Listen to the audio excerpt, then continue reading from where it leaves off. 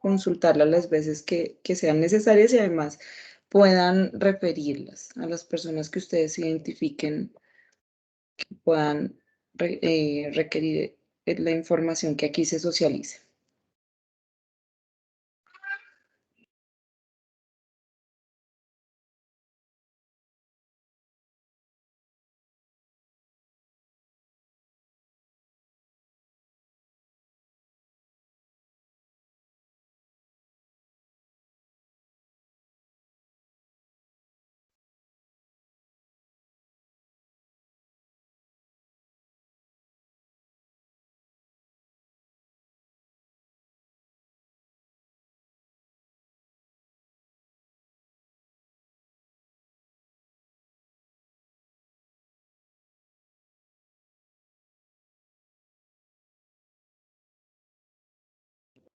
Bueno, siendo las 8:06, creo que ya es momento de dar inicio a nuestra primera actividad de la Semana por la Inclusión CRAC. El día de hoy, pues vamos a iniciar nuestro proceso. Bueno, perdón, primero me presento. Mi nombre es Milena Correales, soy terapeuta ocupacional del CRAC. Hago parte del área de asesoría ocupacional en la sede principal de la institución y además hago acompañamiento a todas las acciones de inclusión, sobre todo en la línea de educación, en donde venimos trabajando de manera articulada con diferentes instituciones de educación superior, básica, media y primaria, para lograr todos los procesos de inclusión de nuestras personas con discapacidad visual, sean personas ciegas o sean personas baja visión.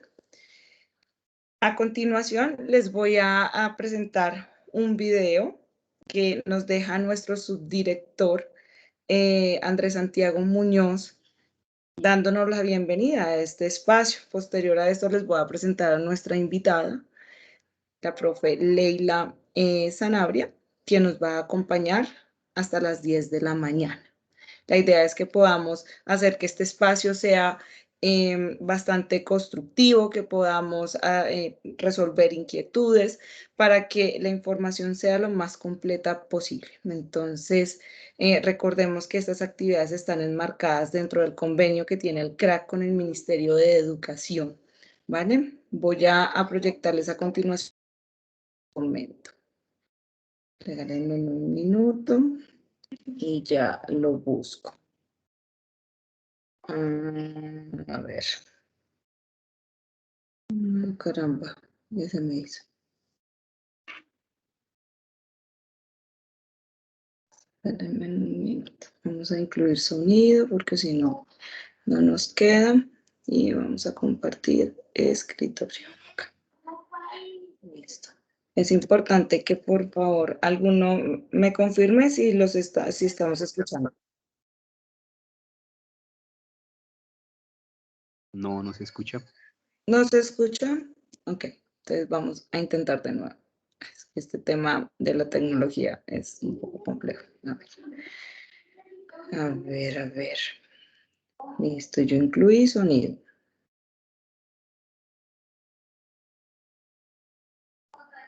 Sin embargo, confirmo, incluir sonido del equipo, vamos a compartir pantalla, listo. Vamos a intentar de nuevo, por favor, vuelven y me confirman. ¿Y ahora qué pasa?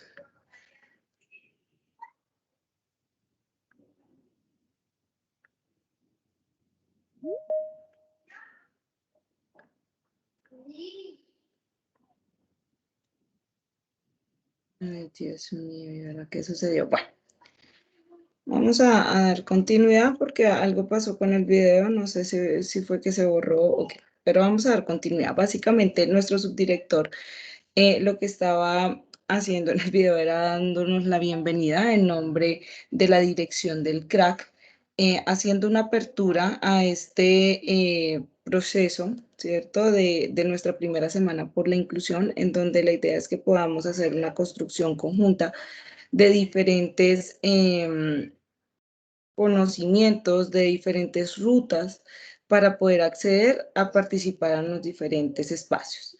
Entonces, a continuación, pues les voy a presentar a nuestra invitada.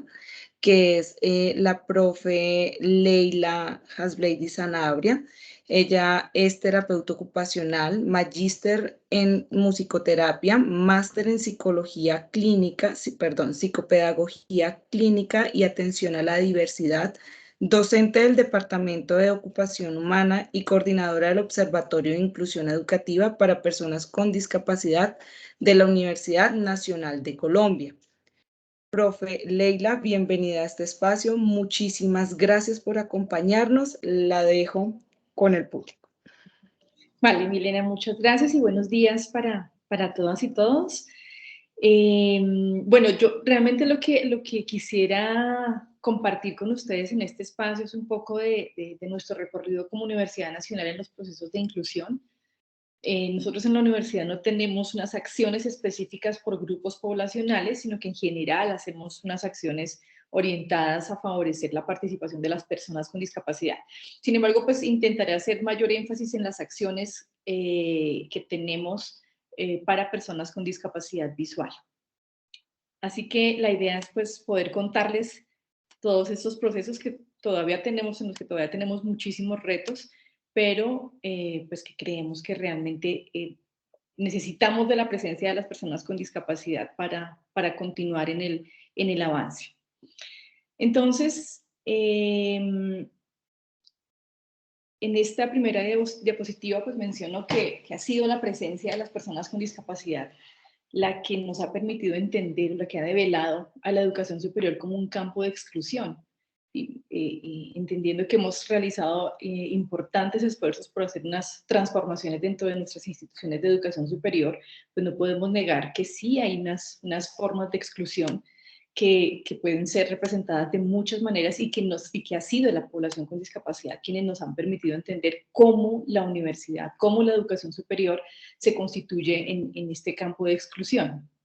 Y parte de estos elementos que hemos entendido es que seguimos teniendo esa idea de que la discapacidad es un problema y que además es un problema situado en el cuerpo de las personas. Y que cuando estas personas, a quienes consideramos que nos ponen en aprietos, pues llegan a una universidad que ha sido construida desde unas lógicas de eso que llamamos la normalidad, que está también tan cuestionada, pues empezamos a entender que hemos construido la universidad excluyendo a unas y otros que empiezan a ser parte de nuestra comunidad universitaria. Y también entonces que esas lógicas bajo las cuales hemos construido nuestra universidad, pues invisibilizan lo diverso. Y en la medida en que invisibilizan lo diverso, pues generan barreras para su participación.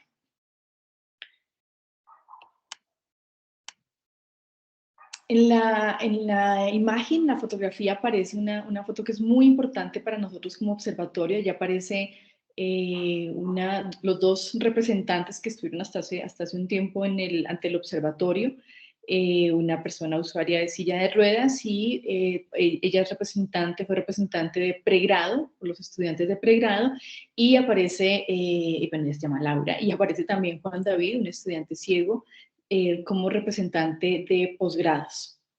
Y acompañando la fotografía, menciono que sin ellas y ellos, haciendo referencia a las personas con discapacidad, cuya presencia nos interpela, reclama y moviliza, pues el camino realmente es complejo. Es un camino nublado, es un camino difícil de transitar, pero que con su presencia ha sido mucho más sencillo, más que sencillo, mucho más certero, mucho más específico en hacia dónde deberíamos apostarle para hacer la transformación institucional en temas de culturas, de prácticas, de políticas.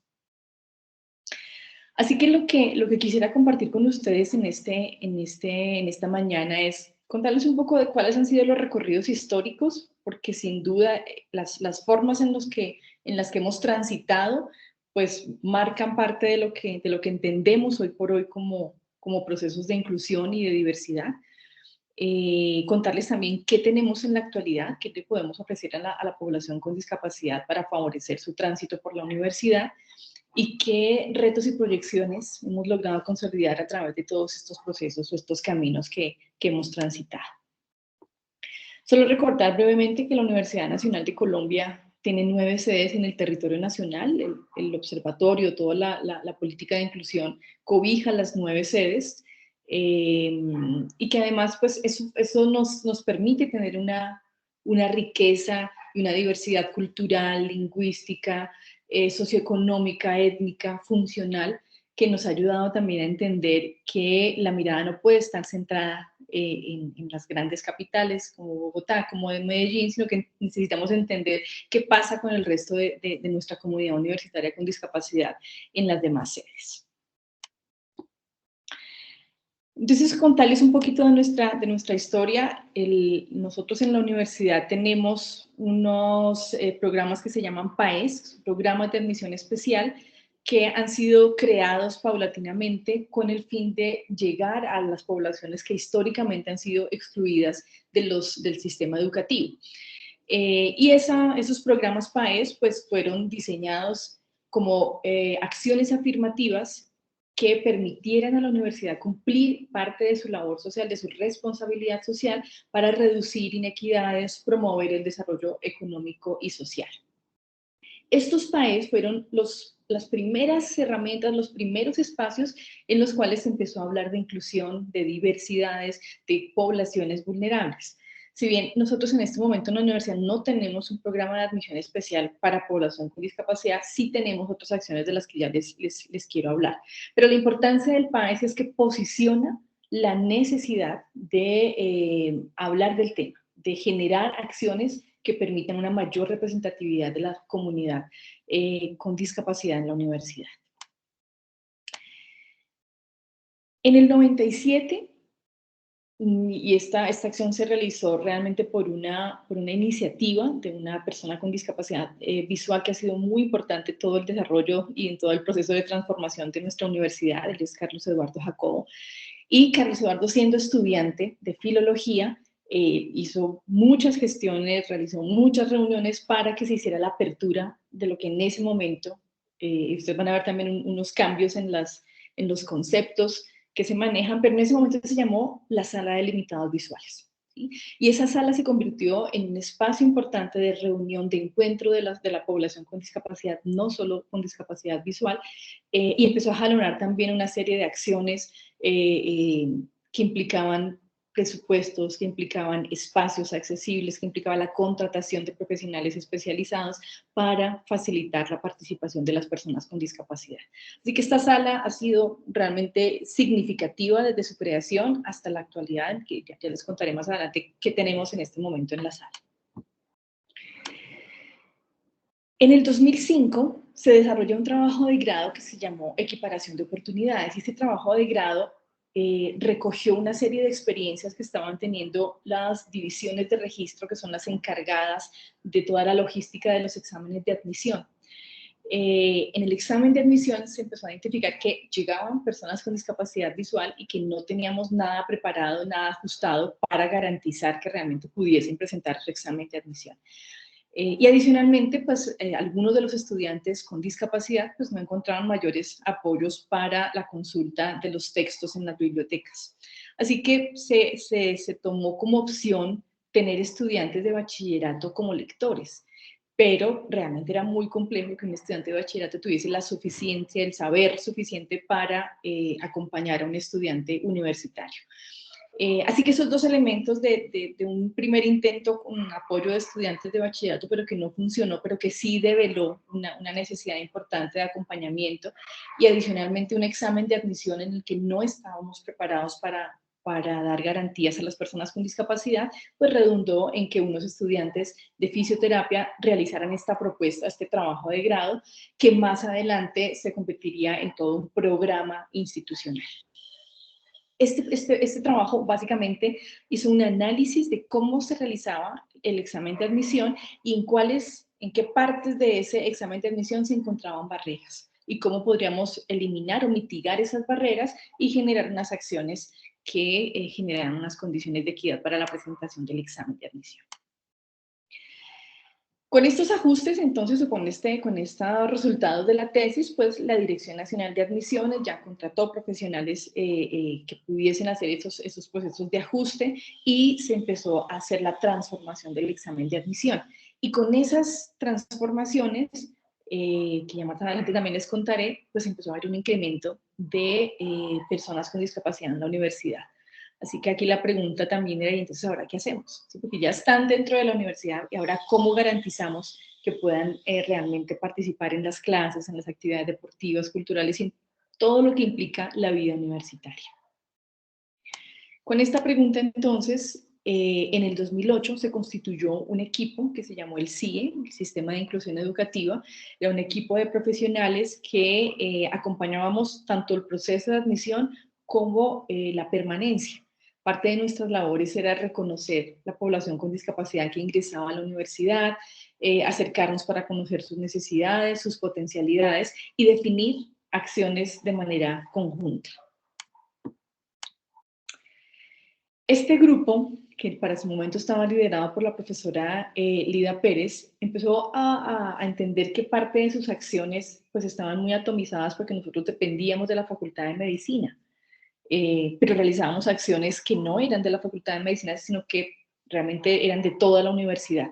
Así que se empezó a dialogar de que estas acciones que se realizaban en el CIE pues no podían estar enfocadas o derivadas o de que dependieran de una facultad. Y se empezaron unos diálogos con el rector, en ese momento el profesor Wasserman.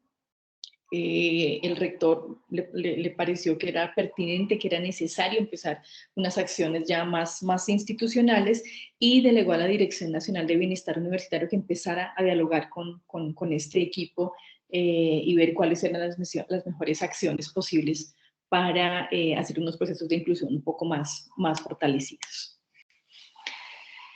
Así que con apoyo ya de la Dirección Nacional de Bienestar, de la Dirección Nacional de Admisiones y de un equipo de profesionales que constituíamos el CIE, se empezaron a hacer los primeros esbozos de una política institucional que quisimos fuese construida en colectivo. No teníamos un número importante de personas con discapacidad, pero sí fueron convocadas para este proceso, fueron convocados también docentes de la maestría en discapacidad e inclusión social y docentes que hubiesen trabajado también en el proceso de inclusión en la universidad. Y con esos primeros esbozos, pues ya más adelante surge en el 2012 nuestra política institucional a través del Acuerdo 036 de 2012, que ha sido realmente una herramienta importante para los avances de la universidad en temas de inclusión y de discapacidad. Este acuerdo, esta política institucional, en el último artículo define que se debe crear el Observatorio de Inclusión como un cuerpo colegiado, es decir, que tenga representación de los estudiantes de pregrado y posgrado, de los funcionarios, de los docentes y de todas las directivas, con tres funciones básicas. Uno, monitorear que se cumplan las acciones definidas en el Acuerdo 036. Dos, generar redes que permitan a la universidad avanzar en sus procesos de transformación. Y tres, ser un ente asesor para todas las instancias, para los estamentos, estudiantes, docentes, funcionarios, en temas de diversidades y de discapacidades. Así que el observatorio se crea en el año 2016, 4 años después de nuestra política institucional. Como parte de las acciones que el observatorio ha realizado, logramos que el tema de educación inclusiva esté planteado en el Plan Global de Desarrollo y eso tiene unos beneficios importantes porque posiciona el tema de manera transversal en todas las sesiones de la universidad, define también unos recursos, que sabemos que la inclusión cuesta y es necesario hacer esas inversiones, y además permite que se articulen distintas instancias para avanzar en estos procesos. En el Plan Global de Desarrollo nosotros estamos ubicados o visibles en la línea estratégica de educación inclusiva y además empezamos también a articularnos con el Plan Estratégico Institucional a 2030. Bien, entonces después de que nosotros se formula la política institucional, se define la creación del observatorio, entre el año 2016 y el 2018, es decir, 4 años después de la promulgación de la política, pues como observatorio dijimos, queremos saber qué tanto impactó, para qué sirvió la política institucional, si en efecto hubo un cambio o no en la cultura, en las prácticas de la universidad. El diagnóstico consultó a un grupo importante de la comunidad universitaria, pues se envió la convocatoria a toda la comunidad universitaria, incluidas las personas con discapacidad, y de quienes participaron, pues encontramos que la comunidad reconoce que hay unos procesos de avance en la investigación interdisciplinar. Antes del acuerdo encontrábamos que la mayoría de investigaciones estaban muy centradas en temas clínicos, en temas de salud, y que tiene sentido porque para ese momento todavía estaba como muy posicionado el modelo clínico y era la única forma de entender la discapacidad. Pero con todas estas transformaciones conceptuales de nuevos modelos que nos permitieran entender la discapacidad y la diversidad de otras maneras, pues también encontramos que en la universidad se encontraban mayores investigaciones interdisciplinarias en otras áreas, trabajo social, derecho, economía, y que por supuesto alimentan las formas en las que comprendemos la discapacidad, la inclusión, la diversidad. También encontramos pues, que hay unas acciones muy específicas y muy importantes desde las direcciones de bienestar de cada una de las sedes. Sin embargo, sí entendíamos desde el diagnóstico que pareciera que todos los temas de inclusión y de discapacidad siguen estando a cargo de bienestar y no de otras dependencias como las direcciones académicas. Eso nos parece un poco problemático porque la inclusión no debe pasar solamente por bienestar.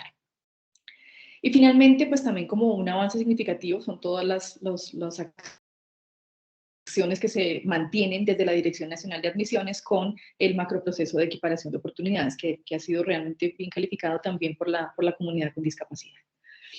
El diagnóstico también nos dio unos retos importantes. Aquí solo traigo 3, fueron muchos los retos, y traigo estos 3 porque fueron los que alimentaron el plan de trabajo del observatorio. El diagnóstico nos decía que la universidad tiene grandes retos en temas de accesibilidad física. Por un lado, porque los profesionales a cargo de los procesos de accesibilidad física no tienen formación en temas de diseño universal o accesibilidad para todas y todos, pero además porque no hay presupuesto. La mayoría de sedes no designan presupuesto para temas de accesibilidad física. Sí hay presupuesto para hacer nuevas edificaciones, para hacer ajustes dentro de los campus, pero todavía no se tiene esa mirada desde la accesibilidad física. Y finalmente, pues que no hay un lineamiento específico que oriente cómo se deben hacer estas acciones en temas de accesibilidad. Otro de los elementos importantes que nos dio el diagnóstico es que los profesores sienten que no tienen una formación pedagógica clara que les permita hacer una modificación, una transformación en sus prácticas pedagógicas que realmente faciliten la participación de los estudiantes con discapacidad en las actividades académicas. Y finalmente, pues que no todas las personas conocen la política ni las acciones que están allí planteadas, y en ese sentido pues se vuelve un poco difícil articular o avanzar en lo que la política misma define como responsabilidad de la universidad. Con base en estos hallazgos, pues el observatorio empezó a diseñar su plan de trabajo. Entonces, hasta aquí les he contado un poco de los recorridos que hemos tenido muy de manera general. Por supuesto, hay unos aprendizajes profundos e importantes que hemos derivado de toda esta experiencia. Pero con ese marco quisiera entonces contarles qué tenemos en la actualidad. Quiero contarles en términos de la normativa, qué tenemos en términos de normativa, el plan de trabajo del observatorio, además quiénes lo conforman, porque es muy importante la representatividad de las personas con discapacidad en este cuerpo colegiado, qué acciones tenemos en la actualidad o se mantienen en admisión y permanencia, y qué avances hemos tenido en nuestro plan de acción. En términos de las normativas actuales, pues el Acuerdo 036 sin duda es una de las más importantes de la política institucional de inclusión educativa para personas con discapacidad, y la Resolución 779, que es la que define la creación del observatorio. Estos dos marcan una clave importante en lo que luego vamos a ver. Tenemos también el Acuerdo 028, que si bien es previo a la política institucional, pues desde allí ya se plantea, se definen unas acciones prioritarias para unos grupos poblacionales específicos, dentro de los cuales está la población con discapacidad. Y es muy importante porque parte de los procesos de acompañamiento definen la priorización de estas poblaciones para la asignación de apoyos socioeconómicos o para los procesos de acompañamiento académico, que son pues, clave realmente en los procesos de permanencia. Entonces, este Acuerdo 028 define a la población con discapacidad como priorizada dentro de estos procesos. El Acuerdo 172, que también es muy importante, que está muy vinculado con lo definido en la Ley 1618, y es que en la universidad este acuerdo define que todo estudiante con discapacidad que ingresa tiene derecho a matrícula mínima en los programas de pregrado. El Acuerdo 04 de 2015 es un acuerdo en el que se establecen las pautas para designar apoyos socioeconómicos a la población estudiantil, a la comunidad estudiantil. Y la condición de discapacidad es uno de esos factores diferenciales en los que se prioriza para designar apoyos socioeconómicos. ¿Qué más tenemos? Ya en términos de personal, de funcionarios, tenemos el Acuerdo 171, que define en el Estatuto Disciplinario la prohibición de discriminación por razones de discapacidad. El Acuerdo 76, que también define que es necesario que la universidad realice ajustes razonables para personas con discapacidad que se presentan a concursos de méritos para cargos de personal administrativo. Y como les mencionaba, pues el Plan Global de Desarrollo, que resulta muy importante en el programa 9, específicamente la estrategia 3, que habla sobre educación inclusiva y cómo se debe fortalecer estas acciones que se definen en las políticas a través del Observatorio de Género y a través del Observatorio de Inclusión para Personas con Discapacidad. El observatorio, entonces, lo he dicho rápidamente, pero aquí quiero profundizar, es un cuerpo colegiado, es un cuerpo que está presidido por el vicerrector general, que también es un elemento importante porque da una mirada institucional a la presencia del observatorio. Está conformada también por los vicerrectores académicos, de investigación, por los directores de admisiones, de bienestar, de planeación, de personal administrativo y docente. Y tiene representación de estudiantes con discapacidad, de pregrado y de posgrado, de funcionarios administrativos con discapacidad, docentes, egresados y un representante del área de acompañamiento integral, que son las áreas de bienestar que se movilizan en cada una de las sedes. Esta representatividad ha sido muy importante porque no solo define que la presencia de las personas con discapacidad en la universidad es importante, sino que les da voz y voto en la toma de decisiones frente a las acciones que vamos definiendo paulatinamente. Como les mencioné hace un rato, pues las funciones de los observatorios son básicamente tres: hacer monitoreo a la política, hacer procesos de acompañamiento a la comunidad universitaria y construcción de redes para fortalecer nuestros procesos de transformación institucional. ¿Qué tenemos entonces también? Un proceso de admisión muy organizado, muy estructurado. Ustedes pueden ingresar a www.admisiones.unal.edu.co y encuentran toda la información general del proceso de admisión, pero hay un link específico con información para personas con discapacidad.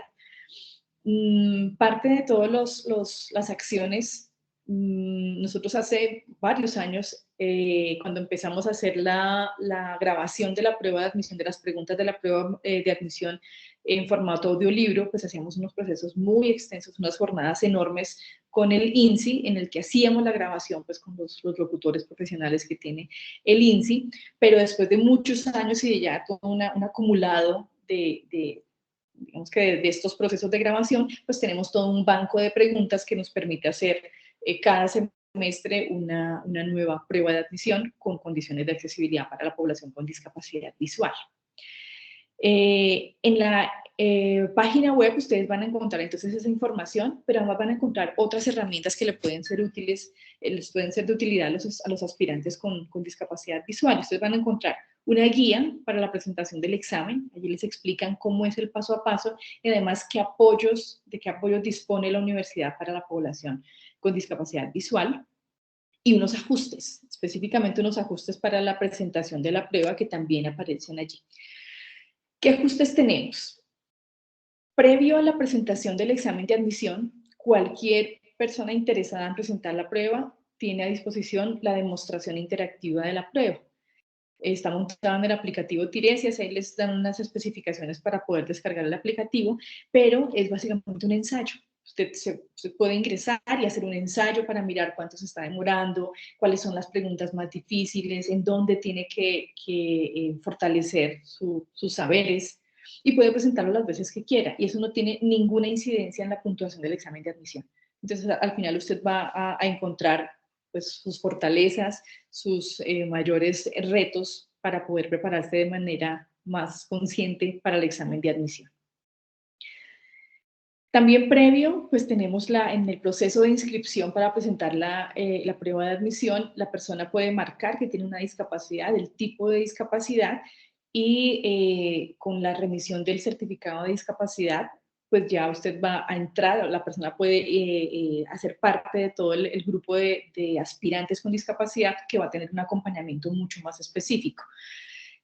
Una vez se identifica a la persona, se convalida pues, el certificado de discapacidad, la persona va a diligenciar un formulario que tiene ya de manera más específica cuáles son los apoyos que la universidad oferta. Y a partir de esos apoyos, entonces la persona puede participar en un taller de preparación en el que nuevamente se hace como un ensayo de la prueba de admisión, pero ya con los ajustes que la persona ha solicitado, un lector o tener la prueba de admisión en audio, o tener la presentación, la prueba en audio y un docente acompañante, tener las pruebas en macrotipo. O sea, hay muchas formas o muchas opciones que la persona puede elegir, y en este taller hacemos las pruebas y los ajustes que se requieren.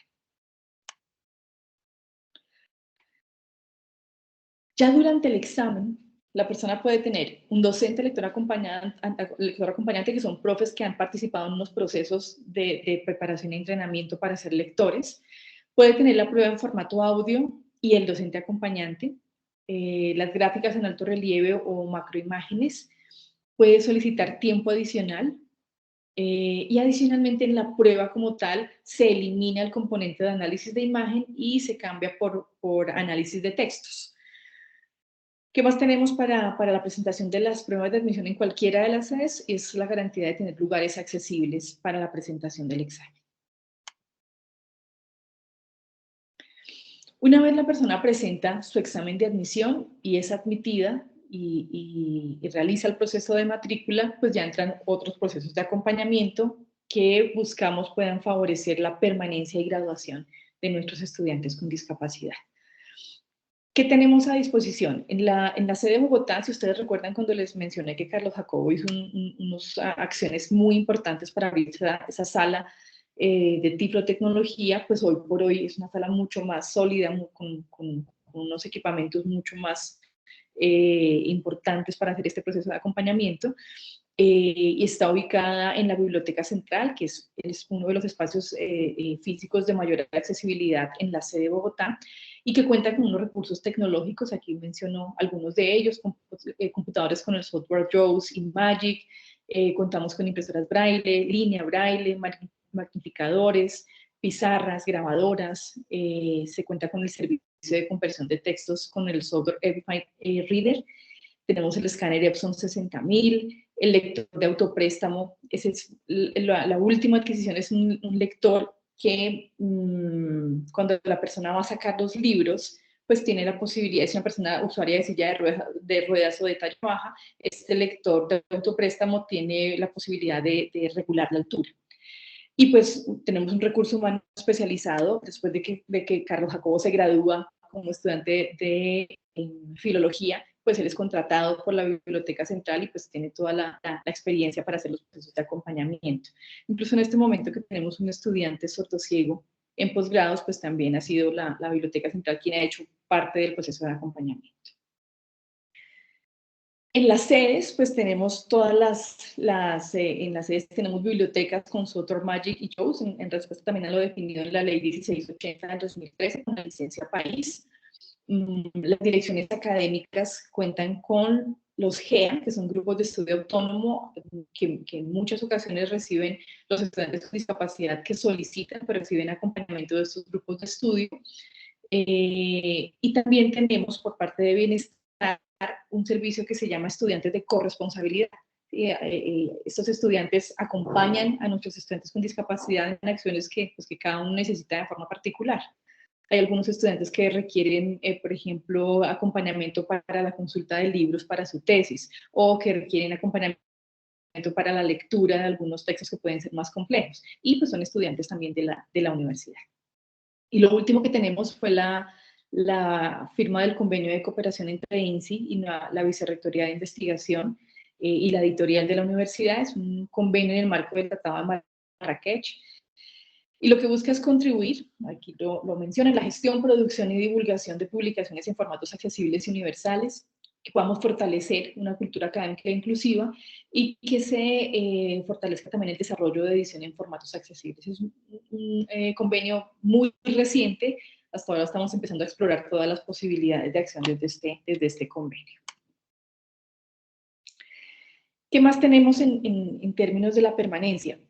Hay un elemento que ha sido clave y transversal, y es que la misma comunidad con discapacidad pues ha generado la consolidación de unos colectivos, de unos grupos estudiantiles que inicialmente han estado conformados por personas con discapacidad, pero que paulatinamente se han vinculado personas sin discapacidad dentro de estos procesos. Tenemos entonces colectivos estudiantiles en la sede de Bogotá, uno de ellos Cuerpos Diversos en Rebeldía, que es uno de los más fuertes en este momento. En la sede de Manizales tenemos Red Inclun, y de manera transversal en todas las sedes tenemos el proyecto REDAI, que es un proyecto constituido por estudiantes, de estudiantes para estudiantes, y uno de los proyectos se llama UN Diversa. Y UN Diversa ha realizado varios proyectos, algunos centrados en cómo acompañar a los profes en procesos de accesibilidad, cómo dar herramientas que nos permitan hacer transformación en los materiales pedagógicos que empleamos. Y eso ha sido realmente importante también porque nace de los estudiantes y impacta no solamente a estudiantes, sino también a los profesores. Y la participación en grupos culturales y deportivos de la universidad. Aquí hay una particularidad, y es que nosotros empezamos a entender que necesitamos transformar nuestras prácticas y lo que ofertamos en términos de lo académico, lo cultural, lo deportivo. Pero cuando un estudiante con discapacidad se vincula a estos grupos, pues ahí se hace una transformación de otro nivel. Por eso es tan importante la presencia de nuestros estudiantes con discapacidad en estas distintas actividades. La fotografía aparece una de nuestros estudiantes con discapacidad visual que hace práctica de atletismo en la sede de Bogotá. ¿Qué más hemos realizado como observatorio? Nosotros desde el principio entendimos que la figura no puede ser la creación, o no venía funcionando muy bien la creación de un pequeño grupo de profesionales encargados de todo el proceso de inclusión, sino que lo que buscamos es que cualquier funcionario, cualquier instancia de la universidad, desde las acciones que realiza en la cotidianidad, tenga la capacidad de garantizar un servicio accesible, que cualquiera de sus servicios, a cualquiera de sus servicios pueda acceder una persona con discapacidad o sin discapacidad, y que la persona sienta que tiene la capacidad de hacer esos procesos de acompañamiento o de prestar un servicio.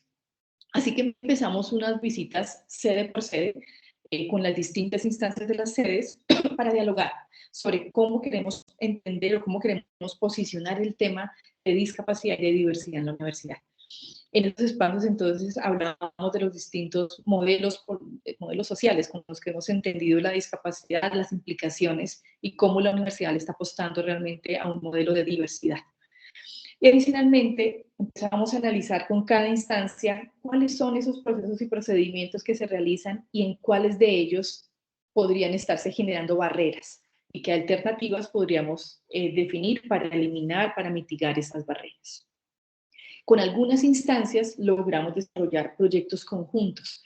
Traigo dos de manera particular que se dieron con los inicios de la pandemia, y fue el desarrollo con la Dirección Nacional de Innovación Académica de unas orientaciones que fueron dirigidas a los profesores con apoyo de nuestros estudiantes con discapacidad para el uso de tecnologías y materiales pedagógicos accesibles en las clases virtuales. Nosotros somos conscientes de que muchas de las plataformas que utilizamos, Moodle sobre todo, no, pero lo más complejo no es que sean totalmente inaccesibles, sino es el punto clave, nos hacían ver los estudiantes, es en el tipo de actividades que utilizan los profesores. se utilizan rompecabezas, se utilizan crucigramas, pues son inaccesibles. Entonces, ¿cómo podemos utilizar otras alternativas que le permitan al profesor desarrollar sus herramientas, pero bajo una perspectiva accesible? Y también con la unidad de medios de comunicación, Unimedios, desarrollamos una guía de texto alternativo en redes sociales. Por supuesto, la pandemia movió a que todas las comunicaciones fueran virtuales, y pues allí había información muy importante, pero que no era accesible. Así que se desarrolló esta guía y los hallazgos o los aprendizajes de esta guía permitieron que en este momento todos los correos institucionales cuenten también con estas opciones de texto alternativo. ¿Qué más hemos realizado? Aquí hay un punto también importante que tiene que ver con la accesibilidad física. Si ustedes recuerdan, les conté que en el diagnóstico este fue uno de los elementos también clave en el que teníamos importantes retos.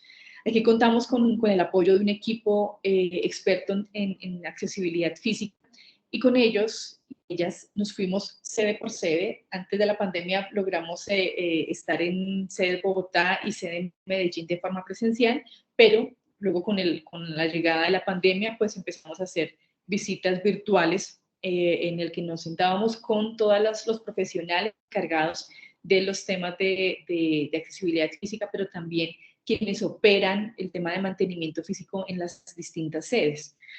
Y allí encontramos que en efecto las personas no conocen ni la normativa ni acciones específicas sobre cómo poner la accesibilidad física en el día a día. Y encontramos otros retos enormes, como el hecho de que la universidad tiene muchos edificios que son patrimonio cultural, y eso pareciera ser intocable, y en efecto la norma da algunas pautas que permiten hacer unos ajustes y priorizar la accesibilidad de las personas con discapacidad. Encontramos también que muchos de nuestros edificios son inaccesibles y que eso implica una definición de presupuestos para hacer los ajustes, y que en ese sentido los vicerrectores pues son un apoyo importante para definir o priorizar este tipo de cambios. Entonces, fruto del trabajo con este equipo, a mediados de 2021 entregamos la hoja de ruta de accesibilidad física. Pronto la tendremos en la página del Observatorio para Acceso Libre, que define unas pautas sobre cómo a partir de las condiciones de cada sede se pueden hacer un paso a paso para la transformación en temas de accesibilidad. También entendimos que mientras nosotros tengamos una política, pero no unos indicadores de autoevaluación, pues va a ser muy difícil hacer el seguimiento a estas transformaciones. Así que venimos trabajando en el diseño de unos indicadores de autoevaluación para los procesos de inclusión en la universidad, y confiamos que a final de año puedan estar disponibles para que la Dirección Nacional de Planeación ya las ponga como parte de las acciones institucionales. Esta otra línea que fue muy importante, que fue muy, muy interesante, si recuerdan, el diagnóstico también nos dijo que las personas no conocían ni las acciones que define la política, ni lo que la universidad hace en temas de discapacidad, y mucho menos qué es eso de la discapacidad, cómo entender la discapacidad y la diversidad en la universidad. Así que definimos una línea de trabajo que se llamó la estrategia de comunicación. Para esta estrategia de comunicación contamos con un grupo de profesionales en diseño, temas de comunicación, pero además convocamos a personas con discapacidad de las distintas sedes, porque queríamos visibilizar toda esa riqueza cultural, toda esa riqueza funcional, toda esa riqueza que pasa en la vida cotidiana de las sedes, porque efectivamente cada sede es distinta.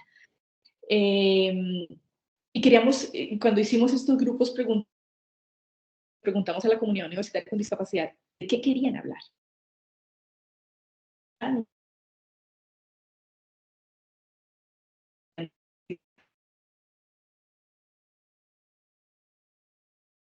Se consolidó un grupo muy interesante. Teníamos estudiantes sordos, estudiantes con discapacidad motriz, psicosocial, con unas vivencias súper interesantes. Y empezamos, o con ellos se definió entonces que ellos querían contar qué es lo que les pasa en la vida cotidiana. ¿Cuáles son esos retos o a veces esos elementos que pueden ser dolorosos o que pueden ser excluyentes de la vida cotidiana en la universidad?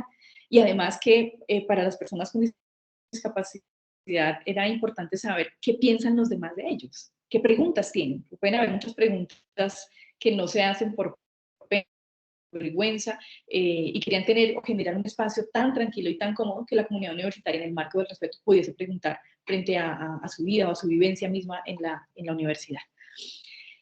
Y con esas ideas, con esas motivaciones, esos deseos de la comunidad universitaria, se crea la campaña Venga sin vergüenza, historias diversas que incomodan. En la imagen aparece uno de los banners que diseñamos. Dice, se ha puesto a pensar si los escenarios de movilización estudiantil son totalmente participativos y accesibles. Es que cuando sale la estrategia, estábamos en todo el tema de estallido social para ese momento, estaban con todas las marchas y demás, en las que nuestros estudiantes se vinculaban de manera importante, incluidos nuestros estudiantes con discapacidad. Sigo escribiendo el banner, entonces aparece un estudiante usuario de silla de ruedas, uno de los protagonistas de las historias, y dice, le contaré lo que nos pasó a Dana y a mí cuando quisimos ser parte del movimiento. No se pierdan nuestra nueva serie numeral Historias Diversas, un año. Lo que hacía entonces o como la forma en que lo hicimos es que se crearon 4 historias. Los guiones son desarrollados por todo este equipo en el que están incluidos los estudiantes, que tener representatividad en las sedes. Una de las dos de los episodios que incluyen historias de estudiantes con discapacidad visual, pero en general las historias no se centran en una discapacidad específica, sino en la vivencia de nuestros estudiantes con discapacidad. Te voy a echar un chisme aparte. ¿Cómo le parece que yo tengo una relación con Milena?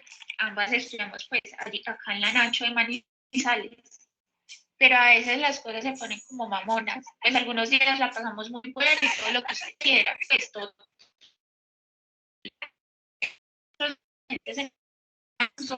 Como que no lo supera, parce. Me hago entender, pues le ha pasado. Y es que esas vainas no son de lógica. Uno se enamora y ya, así son las cosas, y no le debe importar a los demás. Espere. ¿Usted sabe cuando la gente se le queda mirando? No, parce, eso es una forma de decir, ocúpese pues de su narración. Parece ser que 2 mujeres están sentadas frente a frente. También como que se andan toqueteando las manos. Una de ellas tiene como un objeto delgado que se dobla sobre sus piernas. ¿Será una karateca? Pss, pss. Venga, sin vergüenza. Historias diversas que incomodan.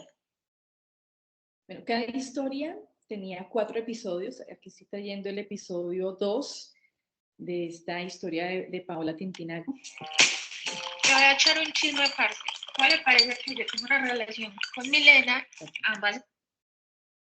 Y este es otro de los episodios de esta misma historia.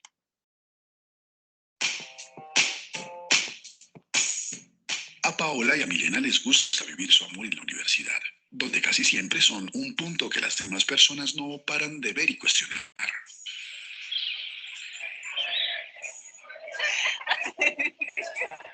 ¿Esas son novias? Por ese bastón, ¿a quién le va a gustar Paola? Venga, sin vergüenza. Historias diversas que incomodan.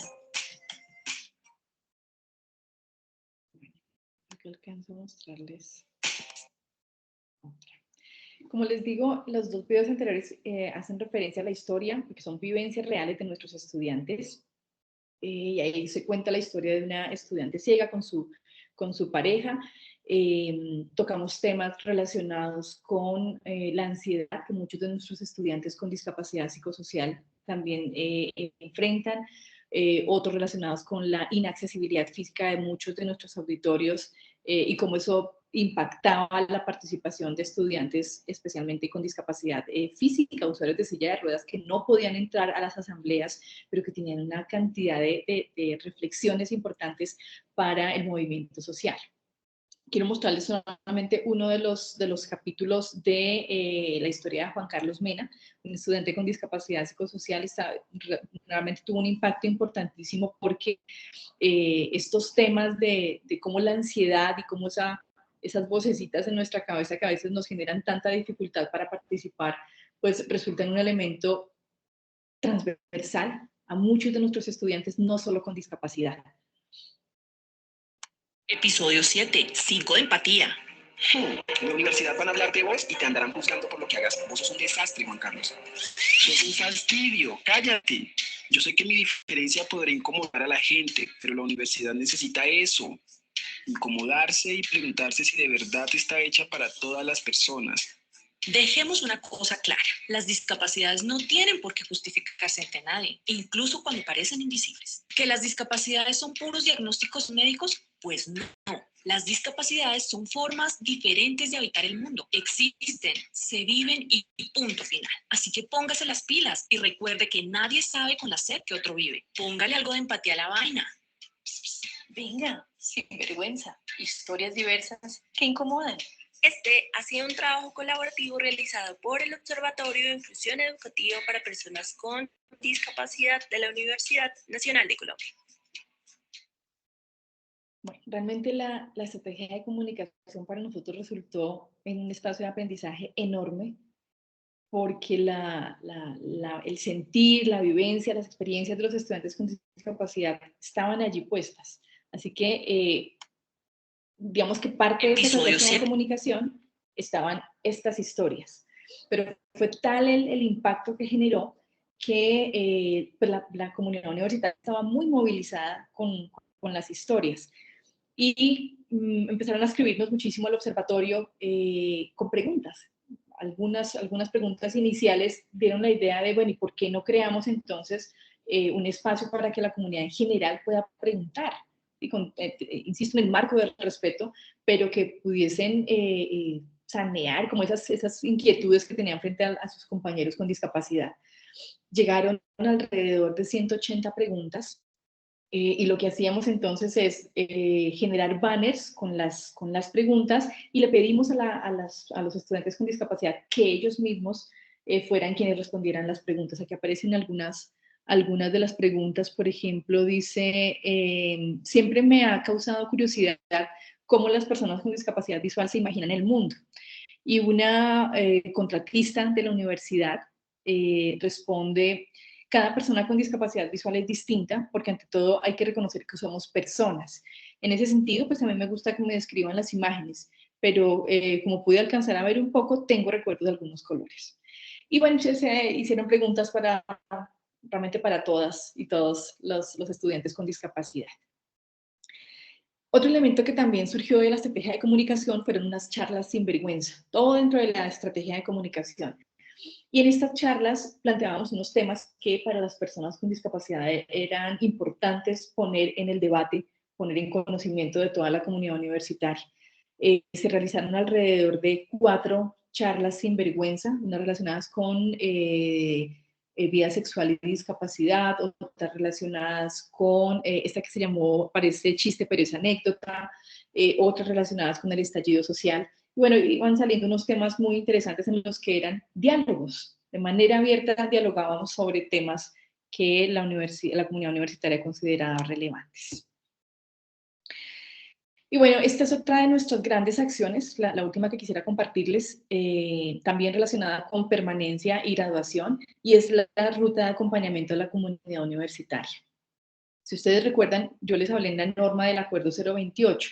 El Acuerdo 028 define el sistema de acompañamiento estudiantil y allí está explícito que la comunidad con discapacidad debe ser priorizada en nuestros procesos de acompañamiento, pero no define el cómo debe ser ese proceso de acompañamiento. Y sí sabemos que hay unas particularidades que es necesario tener en cuenta. Así que en el marco de ese Acuerdo 028 decidimos crear esta ruta de acompañamiento que trae esas especificidades y que define unas acciones muy específicas y que de manera importante articula a los distintos estamentos, articula a funcionarios administrativos, a docentes y a los mismos estudiantes dentro de todo este proceso de acompañamiento. Así que la ruta ha sido definida como una red de principios, actores, procesos, procedimientos y sistemas de información orientados a estructurar y organizar la respuesta institucional para favorecer la participación de los y las estudiantes con discapacidad en las actividades propias del entorno universitario. La ruta se fundamenta en unos principios. El primero de ellos es que se basa en la comunicación y articulación de instancias de saberes y responsables. Nosotros sabemos que los distintos funcionarios son expertos en eso que hace la instancia, los de bienestar, los de direcciones académicas, los de grupos de estudio autónomo, y que hay unos saberes importantes, pero que necesitan pasar por el filtro de la accesibilidad, de la perspectiva de discapacidad y diversidad, de forma que pueda hacerse esa transformación y garantizar que cualquier persona en la universidad esté en la capacidad de brindar acompañamiento a un estudiante con discapacidad. Pero eso parte entonces de un reconocimiento de esos saberes. El segundo principio parte de responsabilidades diferenciadas. Y aquí hay un elemento clave, y es que entendemos que cada persona que hace parte de la universidad tiene responsabilidad en los procesos de inclusión. Y allí también está de manera importante representado el estudiante con discapacidad. Al estudiante con discapacidad le corresponde hacer parte de ese equipo que va a identificar cuáles son sus necesidades, cuáles son sus potencialidades y cuáles serían los mejores ajustes. Y en ese sentido, ahorita les voy a mostrar, el estudiante con discapacidad hace parte del equipo que va a hacer los análisis y a definir todos los apoyos y ajustes que se requieren. El tercer principio, perdón, reconoce la autonomía de la persona con discapacidad para activar o no la ruta. Y aquí también hemos entendido que para muchas personas con discapacidad, pues puede ser no relevante que las personas sepan que tienen una discapacidad. Y es dejar en su autonomía esa posibilidad de decidir cuándo quiere que se active o no la ruta. Por supuesto, eso tiene unas implicaciones y es lo que se le hace saber al estudiante, pero también entendemos que para muchos estudiantes eso puede ser una razón de exclusión y quiera que nadie se entere de su discapacidad. Y eso también es respetable dentro de la ruta. El cuarto principio es que la ruta es autopoyética. Es decir, que en la medida en que se van realizando sus acciones, vamos identificando qué ha resultado, qué no ha resultado, y se va nutriendo a sí misma. Y en ese proceso de entender, de avanzar, pues también surgen posibilidades para procesos de investigación que nos ayuden nuevamente a nutrir la ruta. Un quinto principio es que la ruta es flexible y no lineal. Como la ruta define unos procesos desde la admisión, la permanencia y la graduación, pues en cada uno de esos momentos se definen unas acciones. Pero pues lo que hemos encontrado es que muchos de nuestros estudiantes con discapacidad no necesariamente son identificados en el proceso de admisión, sino que cuando ya son admitidos y de pronto están teniendo dificultades en el proceso académico, deciden informar que tienen una discapacidad o que adquieren la discapacidad siendo ya estudiantes. Entonces, la ruta define una serie de acciones que pueden ser empleadas o pueden ser activadas en cualquier momento de la vida universitaria. Y adicionalmente, pues porque también reconoce que cada sede tiene unos equipos profesionales, unas posibilidades distintas para hacer el acompañamiento. Un sexto principio habla que la ruta es plural. Y en ese sentido entendemos que la discapacidad es una de las expresiones de lo diverso en la universidad. Y si dentro de nuestros principios misionales hablamos que es una universidad abierta a la diversidad, pues sin duda una mirada de la discapacidad nos va a ayudar a fortalecer esta perspectiva de diversidad en la universidad. La construcción de la ruta se ha fundamentado entonces en la experiencia de distintos estamentos de la universidad, de docentes, de funcionarios, de estudiantes, pero particularmente de las experiencias de los estudiantes con discapacidad.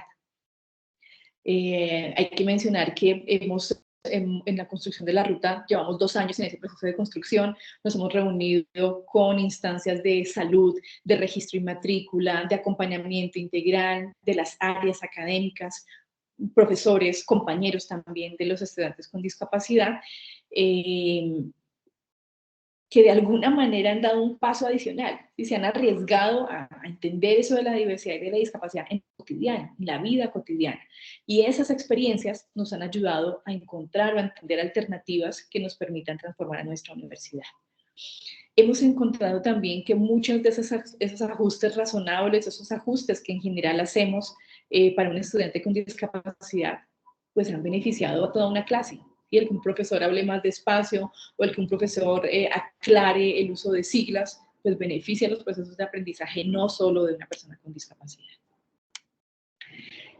Aquí tengo un esquema de la ruta. Como les decía, la ruta de acompañamiento define unos momentos por los cuales cualquier estudiante de la universidad pasa.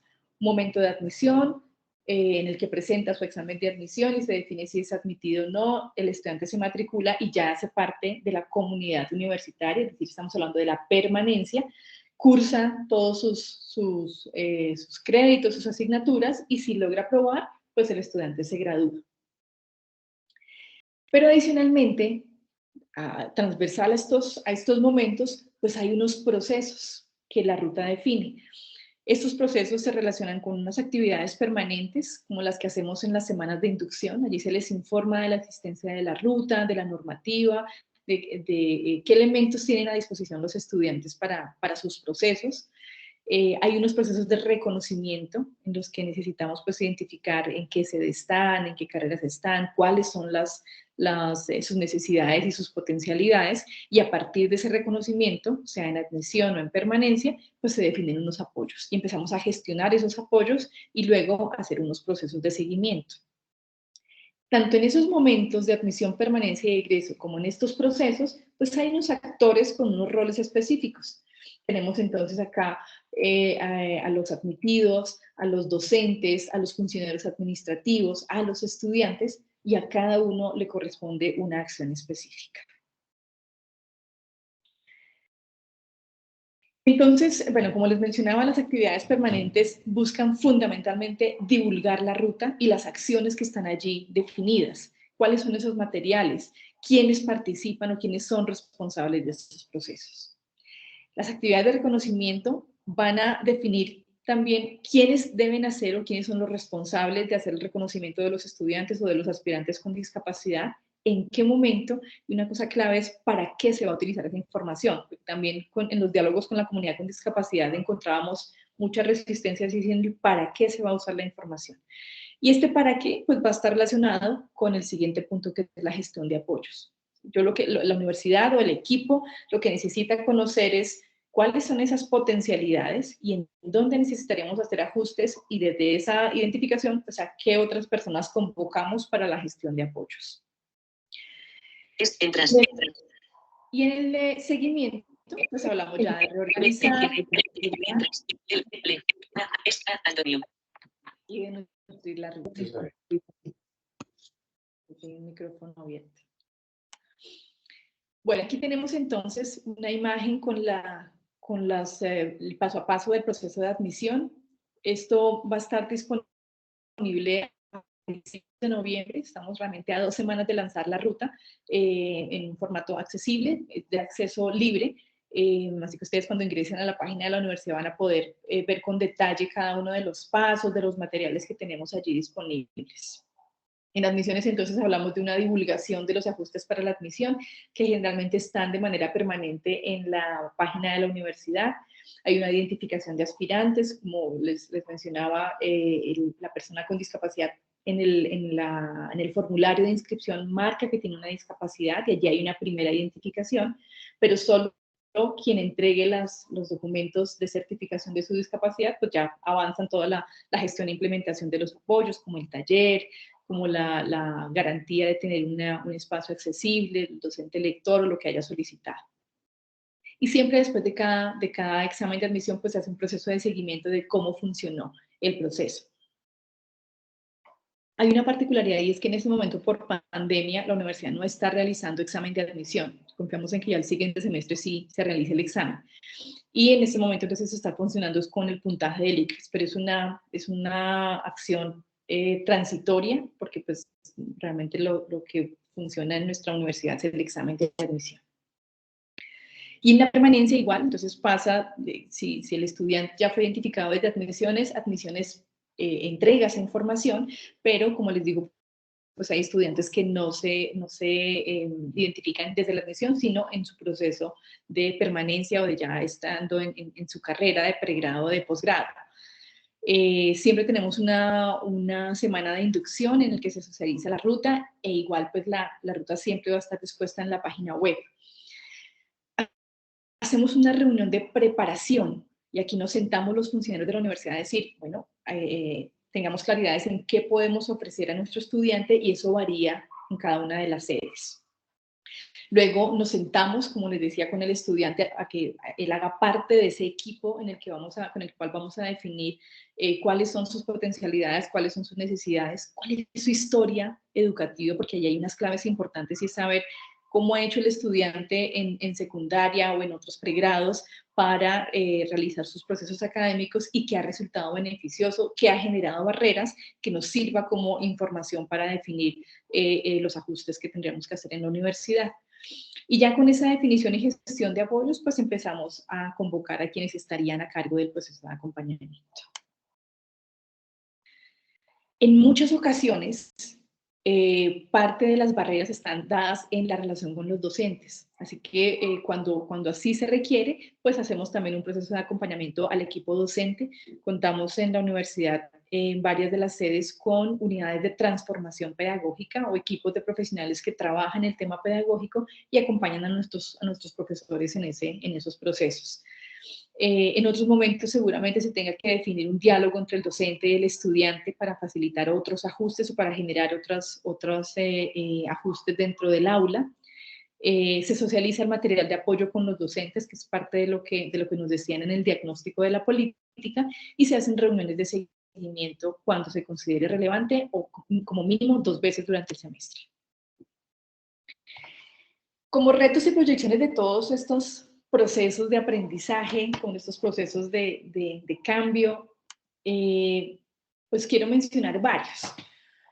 Sin duda, el Acuerdo 036, la política institucional, marcó un antes y un después en las acciones de inclusión en la universidad. El hecho de que ya no sea un asunto voluntario, pues ya marca una pauta distinta y un compromiso de los distintos actores y de las acciones que sí o sí se deben realizar para facilitar, para garantizar mejor la permanencia y graduación de los estudiantes con discapacidad en la universidad. Que la presencia de las personas con discapacidad es el motor de cambio. No hay otro asunto distinto. Su presencia es la que moviliza, la que nos ayuda a entender dónde están las mayores falencias, cuáles son las mejores vías para hacer estos cambios. Creemos que no solo en la universidad, sino todas las instituciones de educación superior debemos propender por favorecer el ingreso de las personas con discapacidad en la educación superior. Ese es un asunto que no debe ser pensado, es un asunto que debe darse en la actualidad. Pero que para continuar o para hacer esos procesos de transformación, pues es necesario entender que la inclusión es responsabilidad de todas y de todos, no solamente de bienestar o no solamente de las directivas o de los profesores, no, es un asunto de todas y de todos. Y que se requieren unos mecanismos de articulación entre la educación superior y la educación secundaria. Realmente muchos de nuestros estudiantes llegan con vacíos importantes en los aprendizajes, pues que hacen más complejo su vivencia en el curso de sus carreras, de sus programas académicos. Entonces sí creo que es importante allí identificar cómo podemos fortalecer todas las habilidades y los aprendizajes con los que los estudiantes llegan a la universidad.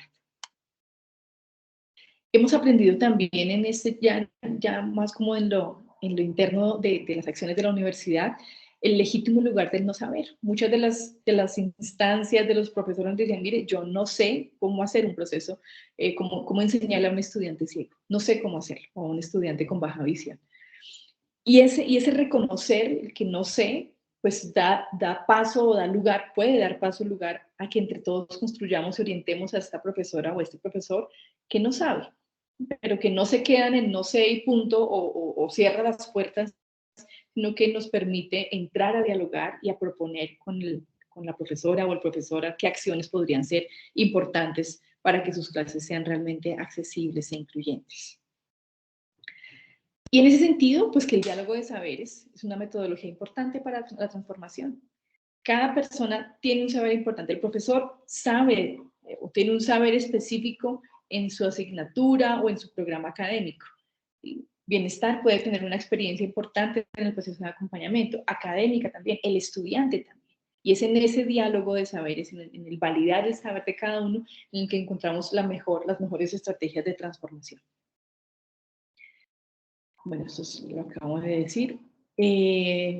Otro de los aprendizajes, pues la necesidad de transformar paradigmas frente a la diversidad, a las pedagogías y a la educación inclusiva. Pues creo que las barreras actitudinales son pues, de los grandes retos que tenemos todavía como universidad. Y hay muchas ideas, muchos prejuicios que todavía muy marcados desde el modelo clínico, pues hacen que no sea tan sencillo, pero pues avanzamos en ese proceso y sí es claro que los paradigmas se deben transformar, es uno de los primeros elementos que debemos trabajar. Que a las instituciones de educación superior nos corresponde garantizar la participación real y efectiva de todas y todos en los espacios educativos. Yo creo que en muchos momentos dijimos, no sabemos por dónde, no sabemos cómo hacerlo, no estamos preparados, pero pues eso ya no puede seguir siendo una excusa para no avanzar. Y en esa lógica, pues garantizar equidad y justicia social en los espacios educativos es un asunto de todas y todos. Yo creo que de todo lo que he mencionado, lo he dicho de manera reiterada, pero quisiera cerrar mi espacio con el reconocer que todo lo que hemos avanzado como universidad realmente ha sido fruto de las luchas y resistencias de los movimientos sociales de las personas con discapacidad.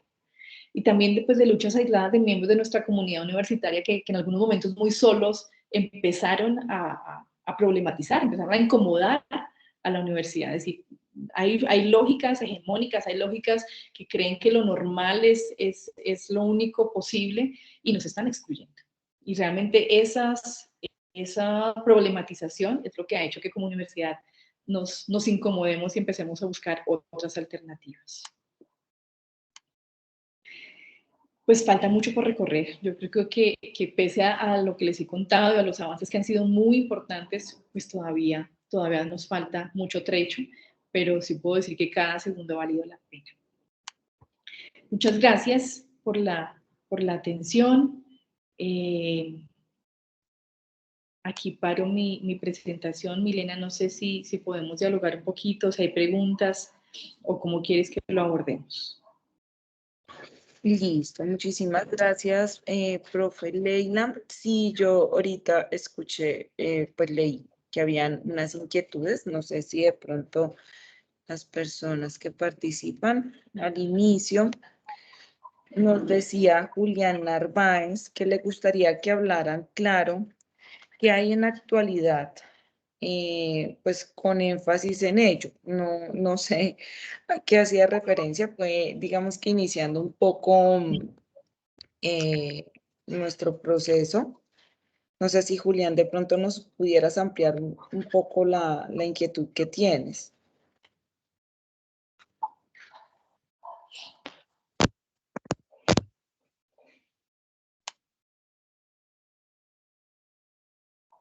Quizás, bueno, no sé, porque si la pregunta fue a las 8:15 y creo que más adelante ya hablé específicamente de lo que hay. No sé si quizás ya le resolvimos la pregunta a Julián o si quiera que le amplíe alguna información. Ok, listo. Bueno, mientras Julián de pronto nos habla, tenemos una manito levantada de Miguel. Miguel, buenos días. Bueno, buenos días para todos, incluida la profesora de la Nacional.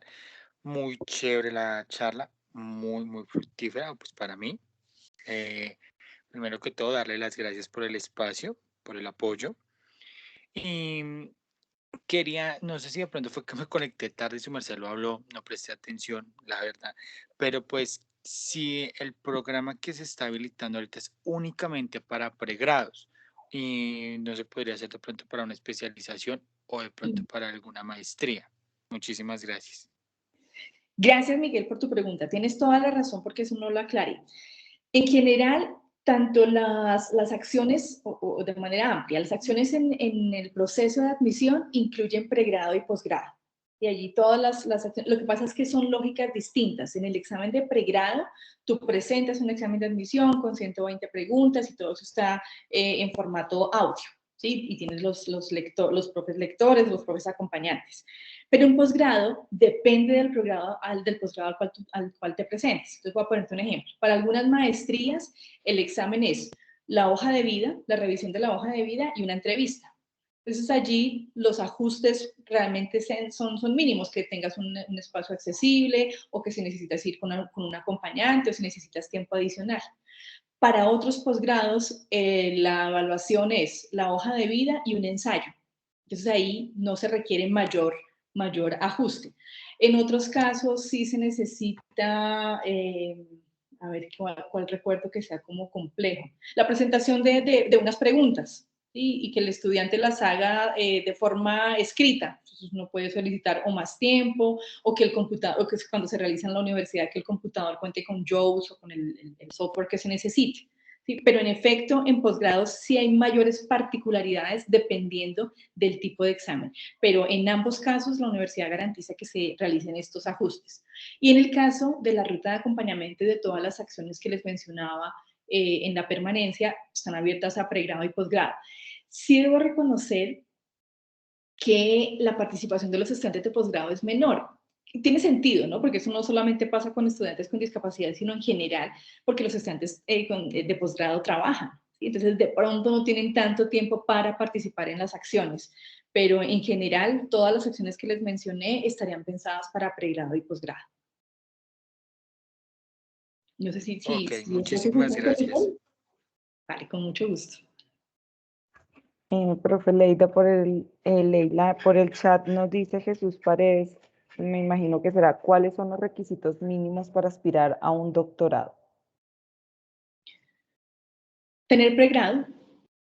El requisito mínimo es tener pregrado y pasar las pruebas, los exámenes que define cada uno de los posgrados. Igual a la respuesta que le decía yo a Miguel, Jesús, es cada doctorado tiene unas condiciones distintas. Algunos posgrados, por ejemplo, piden que el estudiante o el aspirante tenga ya un tema definido o tenga una experiencia en procesos de investigación. Yo ahí lo que te sugeriría es que puedas ingresar a la página de admisiones y allí tú vas a encontrar con detalle en la pestaña de posgrados, primero, cuáles son los posgrados que se ofertan cada semestre, porque eso varía. Algunos posgrados se ofertan anualmente, otros son semestral, y allí puedas encontrar con todo el detalle cuáles son esas condiciones. Pero básico, que tengas título de pregrado. Gracias, profe. Tenemos una pregunta de Olga Milena Barón Hurtado. Olga, te escuchamos.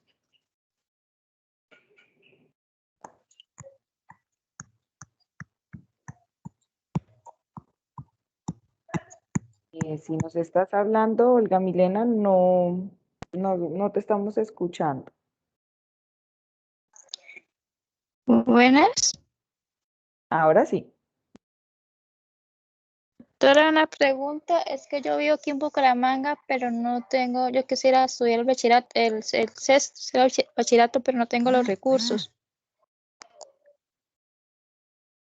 Bueno, en bachillerato, Olga, así quisiéramos, no tenemos injerencia. Yo no sé ahí si quizás un asesor de ministerio pudiese apoyarte, porque no, nosotros tenemos solamente injerencia en lo que tiene que ver ya con pregrado o con posgrado en la universidad, ni siquiera en general, sino solamente en la universidad. Ah, ya. Sí, es que no podía, porque digamos, ya cuando entré, yo como antes estaba en colegios especiales y entré muy tarde ya a hacer bachillerato. Entonces ya cuando salí ya era demasiado tarde porque ya tenía cierta edad y nunca me dejaron en el día. Decían que en la noche, yo como soy de baja visión, no puedo.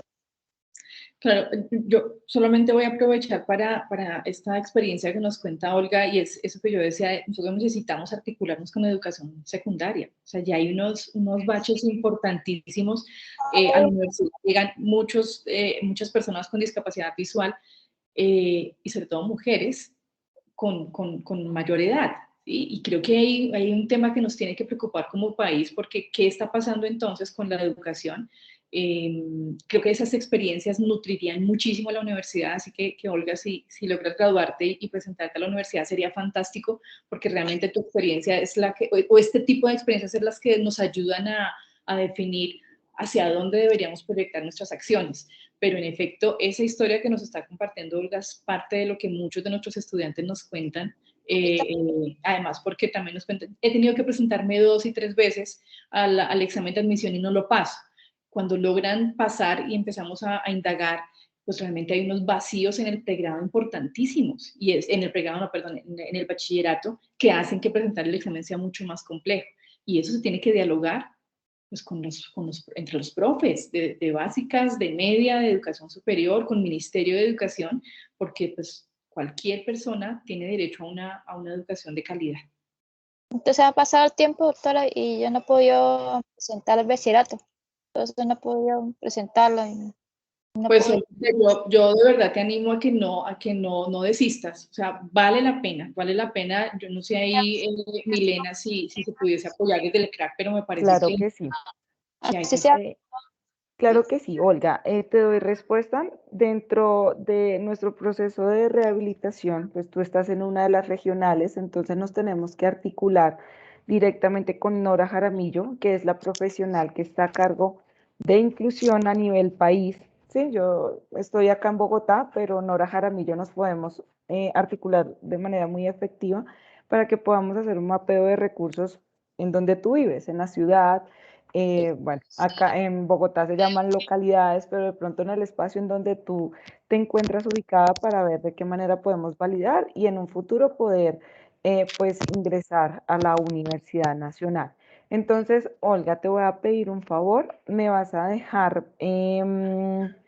por el chat, o no, ahorita les dejo mi correo electrónico, me van a escribir y me vas a regalar todos tus datos para poderte referenciar con Nora Jaramillo y que ella te pueda orientar en todo este proceso de inclusión. ¿Listo? Por el chat que no puedo haber abierto el chat, no he entendido cómo ahorita, que ya no me acuerdo. Si quieres los datos, me dices y ya. Bueno, mi correo es acorreales, A de Ángela, acorreales, terminado en S, @ crackcolombia.org.co. ¿Cómo me dijiste? Igual. Es que me dijiste muy rápido, qué pena. Correales. Correales. @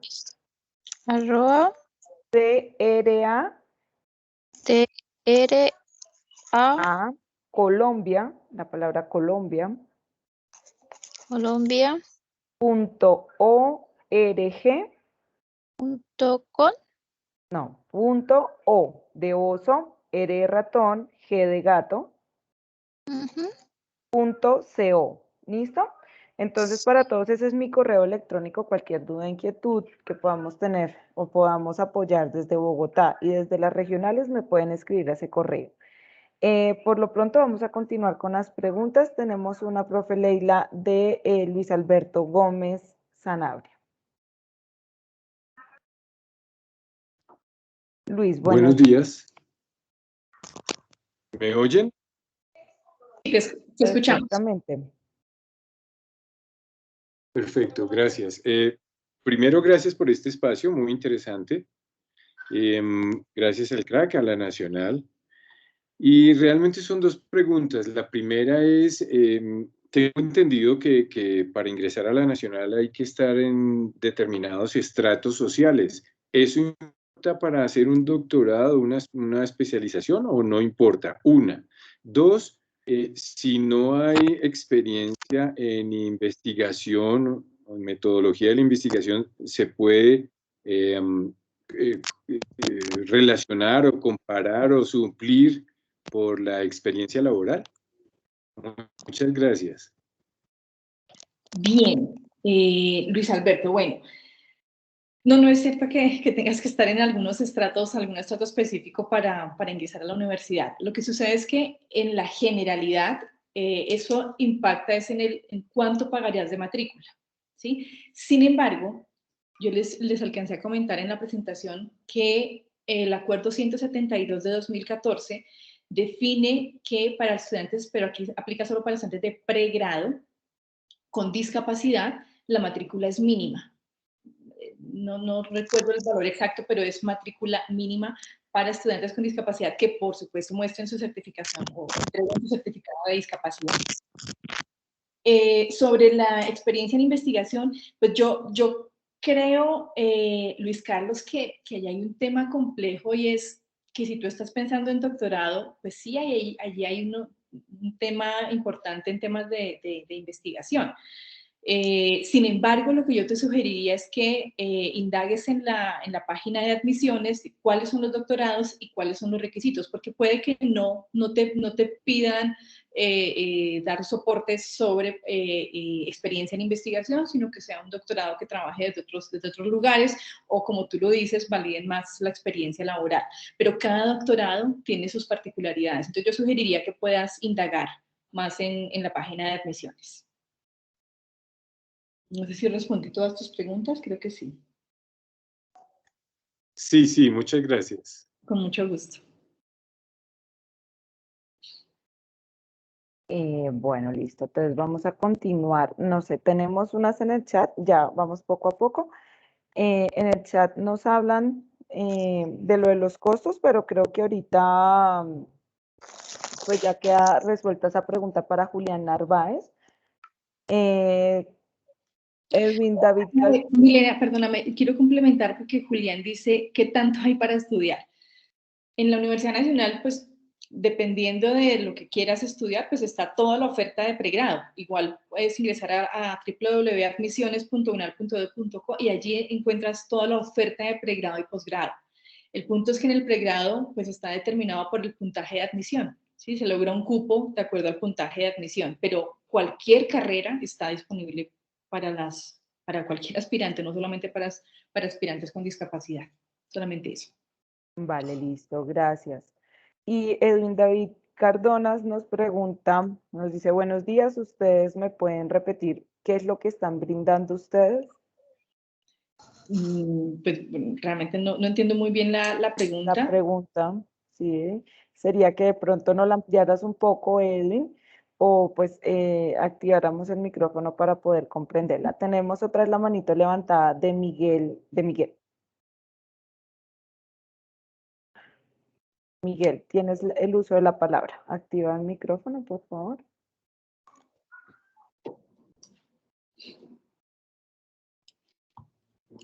¿Me escuchan? Sí. Perfectamente.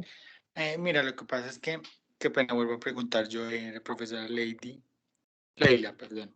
Es que lo que pasa es que yo ya hice un pregrado, pero pues yo tengo muchos vacíos. ¿Hay forma de que yo me pueda presentar y pueda hacer una doble titulación directamente con la nacional? Wow, es una pregunta compleja, porque será la primera vez que pasas. A ver, te voy a aclarar un poco lo que significa una doble titulación en la universidad. Cuando tú presentas el examen de admisión, pasas a la universidad y empiezas una primera carrera en la universidad, tú tienes la posibilidad de más o menos, cuando tienes creo que el 35% de tu carrera avanzados, el 40%, no estoy tan segura, de empezar una doble titulación, es decir, empezar otra carrera. Pero la norma lo que dice es que debes haber hecho tu pregrado en la universidad, tu primera carrera o haberla iniciado en la universidad. Si quieres, Miguel, me dejas aquí en el chat tu correo y te ayudo a indagar porque no conozco esa posibilidad de que hayas realizado el pregrado en otra universidad y puedas hacer doble titulación ya con el pregrado terminado. No estoy tan segura, pero si te parece, te puedo ayudar a indagar porque no conozco esa experiencia. Ok, profe, muchas gracias. Con mucho gusto. Bueno, tenemos, bueno, ya está Miguel, David Medina.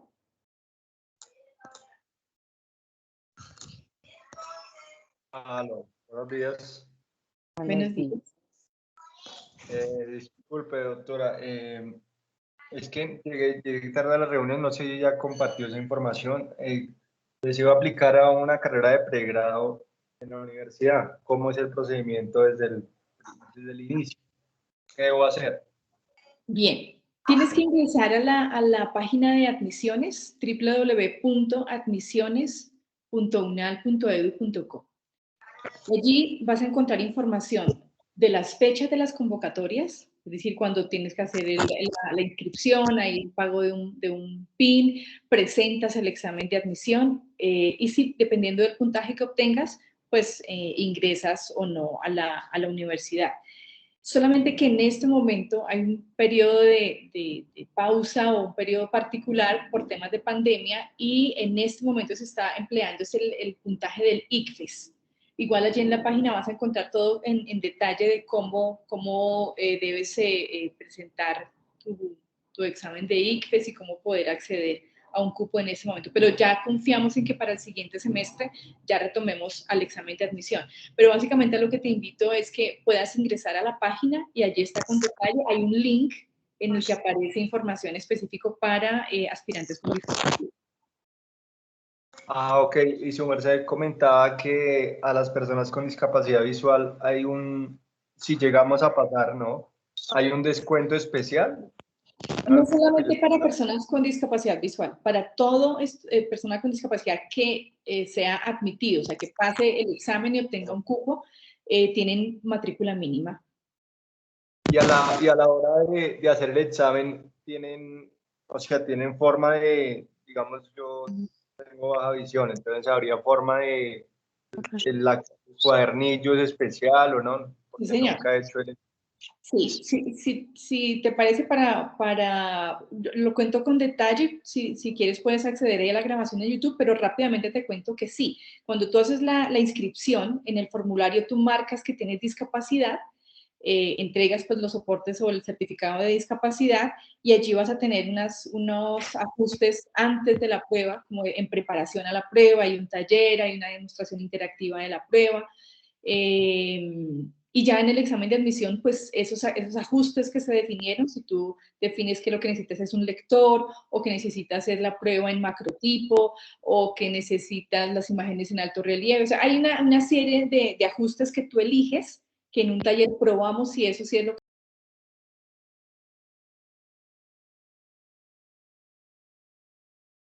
Profe Leila, se te bloqueó el micrófono. Estoy hace rato hablando sin que me escuchen. No, sí te estábamos escuchando, fue como la última frase. ¿Dónde me escucharon? Que si sí, necesitaba algún tema de tipo las de ayudas ajuste. visuales. Ah, ok, entonces allí en ese formulario se amplía y tú dices, no, yo creo que yo lo que necesito es un docente lector, o no, yo lo que necesito es la prueba en audiolibro y un docente acompañante, lo que tú necesitas, o tiempo adicional. Entonces, con esos ajustes que tú solicitas, se hace un taller de preparación, como un ensayo de la prueba de admisión. Y definimos si sí, eso es lo que te funciona o tú necesitas ese tiempo adicional. Y ya con esos ajustes, el día del examen, pues cuentas con todos esos ajustes que tú solicitaste. Ah, ok, muchas gracias por todo. Con mucho gusto. Bueno, ahorita habían varias manitos levantadas, pero se fueron bajando. Por el chat nos dejaron pues los datos. Miguel, profe, te deja el dato. Perfecto. Del correo electrónico. Veo que ya también Olga Milena me dejó a mí el dato. Entonces, Olga, no te preocupes, yo paso ya la información directamente al profesional de regionales encargado de la parte de inclusión. Veo otra vez otra manito que es la de Edwin David Cardonas. Edwin, tienes el uso de la palabra. Activa el micrófono, por favor. Buenos días, ¿me escuchan? Sí, te escuchamos. Bueno, muy buenos días, yo me llamo Edwin Cardona, soy de la regional de Barranquilla. Mi pregunta es, yo como acabo, yo llegué un poco tarde a la reunión, quería saber qué ofrecen esta capacitación, es lo que ofrecen, porque yo soy un joven que terminé la universidad, en 2018 yo terminé el colegio, el libro. Y voy para la universidad, pero la universidad que yo quiero entrar porque allí está la carrera que yo necesito, me piden como es el puntaje de las pruebas ICFES. Y no sé si esta capacitación que están haciendo ustedes me pueden ayudar con eso, con eso.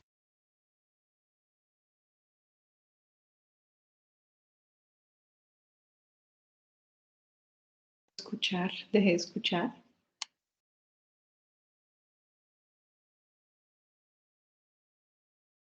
Edwin, tu pregunta específica va dirigida en que si la universidad o el CRAC te puede apoyar en lo de los resultados de las pruebas ICFES. Es que no comprendí bien.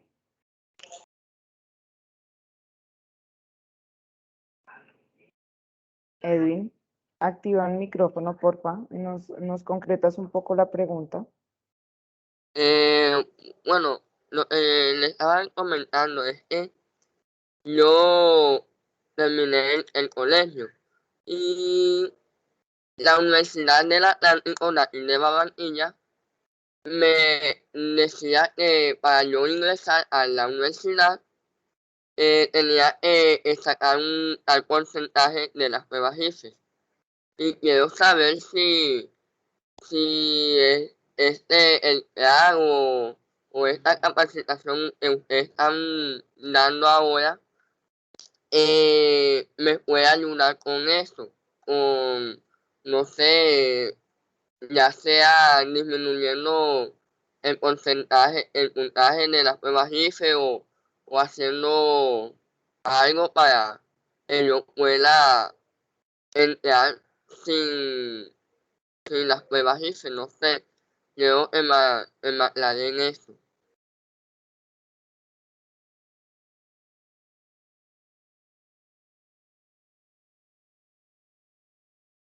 Ok, lo que comprendo es que tú tienes la prueba, la presentaste y tienes un puntaje, ¿sí? Lo que Sí. estás solicitando es de pronto que si se puede hacer un ajuste en ya ese estándar establecido por, digamos, la Universidad Nacional para el acceso, ¿cierto? O sea, si pueden reducir ese puntaje para que tú puedas acceder. ¿Es lo que entiendo? Exacto. Sí, exacto. Bueno, Que ahí me sí te lo ayuden. dejo, profe Leila. Ya entendimos la pregunta, entonces para que tú nos puedas dar la respuesta frente a la universidad. No, Edwin, eso no es posible por una razón, y es que la Universidad Nacional es una universidad pública y los cupos son bienes escasos del Estado. Así que la única forma, la única posibilidad que la universidad da para acceder a un cupo es a través del examen de admisión, digamos que de forma regular, pero en este momento por pandemia es a través del ICFES. Lo que yo te sugeriría en este momento es que yo creo que ya para el próximo semestre tenemos examen de admisión, es que presentes el examen de admisión. O sea, cuando ya estamos con el examen de admisión, no importa el puntaje del ICFES, importa el puntaje que tú saques en el examen de admisión. Pero en este momento solo vale el examen de admisión. Ah, ok. Muchas gracias. Con mucho gusto. Vale. No sé si haya alguna otra inquietud para la profe Leila. Por favor, aprovechémoslos. Estos espacios son únicos, son extremadamente valiosos, porque a veces conocer esta oferta como tan directamente no es tan sencillo, ¿sí? El poder resolver las inquietudes, no mediante una página, sino teniendo una persona con un amplio conocimiento, es muy valioso. Entonces, por favor, ya estamos en los últimos minutos, porque ahorita a las 10 tenemos Hola, buenos otra días. actividad. ¿Quién nos habla? Por allá hay una voz. Buenos días, Paula Hoyos. Tatiana Polo. Ay, son dos. Entonces vamos con Tatiana Polo, luego con Paula Hoyos. Entonces, Tatiana, te escuchamos. Gracias. Lo que pasa es que en donde puedo ver las carreras que tienen disponibles. Bueno, las pueden ver en www.admisiones.unal.edu.co.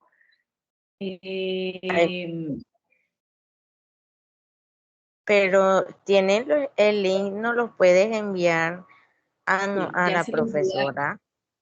Se los voy a copiar acá en el chat. Bueno, gracias. Allá. No me sale a veces la visita. Que se pone como pesado eso ahí. Un poco. Listo, allá aparece. O www.unal.edu.co y allí también aparecen como en pregrado, en el link de pregrado, pues cuáles son las carreras. Lo que pasa es que cuando ustedes ingresan por admisiones, ustedes van a encontrar la información que se oferta ese semestre, porque algunas carreras, como les digo, son anuales. En cambio, en el de UNAL, pues van a encontrar todas las carreras que oferta la universidad, tanto en pregrado como en posgrado. Ah, ok, muchas gracias. Con mucho gusto. Listo. Y Paula, nos estabas hablando ahorita, Paula Hoyos. Hola, buenos días. Buenos días, Paula. Buenos días, profe Leila. Pues tengo varias preguntas. La primera, este proyecto Undiverse, ¿este proyecto se puede ver a través de un link o por YouTube? Yo creo que sí. Si quieres, déjame tu correo y te envío, porque sé que Periódico UNAL, por ejemplo, ha hecho varias notas sobre el proyecto UN Diversa, y además los proyectos como tal. Entonces, si quieres, déjame tu correo y te comparto la información. De acuerdo. La otra pregunta es, el puntaje del ICFES, teniendo en cuenta, pues, yo lo presenté hace muchísimo tiempo, entonces, ¿este puntaje se puede renovar? O sea, ahí uno puede volver a presentar el ICFES para poder alcanzar un puntaje, pues, para que uno pueda tener el acceso a la universidad, pues, teniendo en cuenta de ahora, ¿no? Yo sé que pueden presentar nuevamente el ICFES. Te soy honesta, me corchas, porque como ese es un ajuste temporal, no hemos como entrado a profundizar en el tema, pero estoy casi segura que tú sí puedes presentar el ICFES, incluso de los dos puntajes, quedarte con presentar con el que mejor te fue. No sé si Milena tengas más información al respecto, pero estoy casi segura que es así. Sí, es acertada la respuesta. Tenía también conocimiento de que este ICFES se vence, ¿no? ¿No es así? ¿Es así? O sea, de eso se vence por un tiempo, ¿no?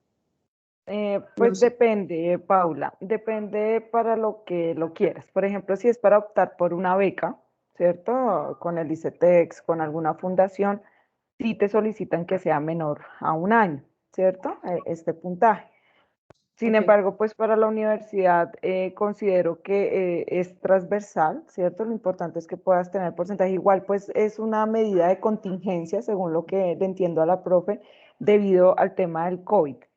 Ya, ¿Pero es para pues, todos? sí, Digamos, para asumo las que personas con discapacidad y para las personas que no tienen ninguna discapacidad. Exacto, para todo el mundo, para todo el mundo. El proceso de admisiones se va a realizar a partir del próximo semestre, quiere decir a comienzos de enero o para junio. A ver, el examen de admisión se presenta es que como hemos estado como en ese tiempo de pandemia y estamos ya con la lógica del ICFES, pero como te digo, o sea, en este momento hay unas fechas específicas y todo el proceso se hace con el examen de ICFES. Lo que esperamos es que para 2022, para el año 2022, volvamos al examen de admisión. Esas fechas aparecen siempre en la página web, o sea, hay que estar muy pendientes de la página de admisión, pero generalmente se hacen 2 exámenes al año. Para el primer examen, la información empieza a aparecer entre febrero, marzo, y en esos meses es que se compra el PIN, se diligencia el formulario y demás. Y el examen se presenta más o menos en abril, más o menos. Para el segundo semestre del año, entonces la convocatoria empieza en agosto, septiembre, el examen se presenta más o menos en octubre. ¿Sí? Son 2 convocatorias en el año. Entonces, lo que te sugiero es que ingreses a la página de admisiones y allí están las fechas específicas para cada convocatoria. Ah, de acuerdo. Y pues la otra pregunta era, pues ya teniendo curiosidad de cómo es el auditorio y todo esto, ¿ustedes tienen accesibilidad a este lugar? Pues como estamos en medidas de todavía no de contingencia y todo esto, uno puede ir a visitar, uno puede ir a conocer. A ver, sé que la semana pasada dieron acceso libre a la comunidad universitaria, yo creería que todavía no está para personas que no hagan parte de la comunidad universitaria. Yo creo que tendríamos que esperar un poquito. La universidad se ha demorado mucho, pero realmente es que pues hay una preocupación importante porque los campus no sean fuente de contagio. Entonces apenas la semana pasada y después de una lucha enorme de las representaciones estudiantiles se logró el acceso, pero creería que no pueden acceder por ahora a personas que no hagan parte de la comunidad universitaria. De acuerdo, muchísimas gracias, profe. Con mucho gusto. Bueno, profe Leila, vamos cerrando. Vamos con la última pregunta por parte de Maricel Monzón. Maricel, ¿tienes el uso de la palabra? Por favor, activa el micrófono.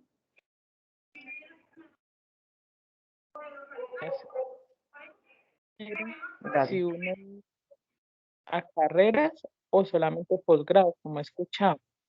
Y yo el IFE sí lo presenté hace muchos años, o tendría que volverlo a presentar. Gracias. Maricel, perdón, ¿me podría repetir la primera pregunta porque no la escuché bien? La primera pregunta es si uno puede acceder a carreras o solamente los posgrados, como lo he escuchado que han ido mencionando. No, pregrado y posgrado, ambas. Pregrado y posgrado. Sobre el IFE, sí, Milena, te pido ahí, te boto la pregunta que creo que tú estás más informada que yo. Sí. El ICFES, pues nos toca hacer la ruta normal, entrar a la página del ICFES y hacer todo lo que tiene que ver con el formulario de inscripción, con pagar también el PIN, y en ese formulario de inscripción también nos solicita, es muy parecido al de la nacional, entonces nos solicita si somos personas con o sin discapacidad, qué tipo de discapacidad y qué tipo de ajustes requerimos según la discapacidad. Acá debemos ser muy claros, tanto para el ICFES como para la Universidad Nacional, que tenemos que tener nosotros conciencia de cuáles son esos ajustes que requerimos, ¿sí? La universidad y el ICFES nos va a brindar los apoyos, ¿cierto? Los ajustes razonables que nosotros solicitemos. Entonces, si no estamos conscientes o no somos conscientes de qué es lo que estamos necesitando realmente, pues vamos a encontrarnos con muchas barreras para poder acceder a las pruebas. Entonces, igual, para el ICFES hay unas fechas específicas, también por el tema de la pandemia se han ido corriendo, eso toca hacer como todo el seguimiento por la página web de ellos. El año pasado, por ejemplo, fue una única prácticamente presentación para 2 personas, entonces no ha sido sencillo, pero esperemos que ya para el 2022 pues todo vuelva a cierta normalidad y aprendamos a vivir pues con el virus y a cuidarnos mucho. Bueno, veo que hay varias preguntas de Maricel, de Miguel, de Paula, sin embargo nuestro tiempo se nos está agotando mucho, porque vamos con un cronograma, una agenda bastante ajustada. Esta actividad pues le vamos a dar cierre a las 10 en punto, es decir, en 8 minuticos. Miguel, si tienes una pregunta muy puntual, te la escuchamos para poder pues dar el cierre formal a este primer encuentro. Entonces, Miguel, te escuchamos. Muy puntual, por favor. Profe Leila, todos estos programas que tenemos ahí tienen el acceso a la segunda lengua y como tal, la segunda lengua, para los docentes que enseñan la segunda lengua, cuentan con los mismos lineamientos para enseñarnos a nosotros, personas con discapacidad, la segunda lengua. Muchas gracias por todo. Una pregunta durísima para cerrar. Pues mira, Miguel, ese es uno de los puntos en los que más nos han hecho pensar los estudiantes con discapacidad visual particularmente, porque ellos dicen, por ejemplo, nosotros cuando un estudiante de pregrado ingresa, debe informar a la universidad si quiere empezar los cursos nivelatarios desde cero o si él considera que tiene un nivel de inglés y quieren es que se le identifique en qué nivel está. Entonces, cuando se hace ese examen, realmente se valora más el listening que el reading, ¿sí? Entonces ellos dicen, mire, ahí estamos en unas condiciones complejas y estamos mirando cómo podemos entonces ajustar esas pruebas de inglés. Pero ya hablando de un estudiante que quiere hacer sus 4 niveles, contamos con una experiencia muy interesante de un profesor ciego que trabaja en el departamento de lenguas. Él ha sido clave para orientar esos procesos, pero no solo para población con discapacidad visual, que es un poco lo que yo decía de la experiencia. Este es uno de los mejores profesores, de los profesores mejor calificados en lengua extranjera, ¿sí? Por su forma pedagógica, por su estrategia. Entonces allí tenemos una experiencia importante con la que hemos avanzado, pero es un tema al que tenemos que seguir trabajándole.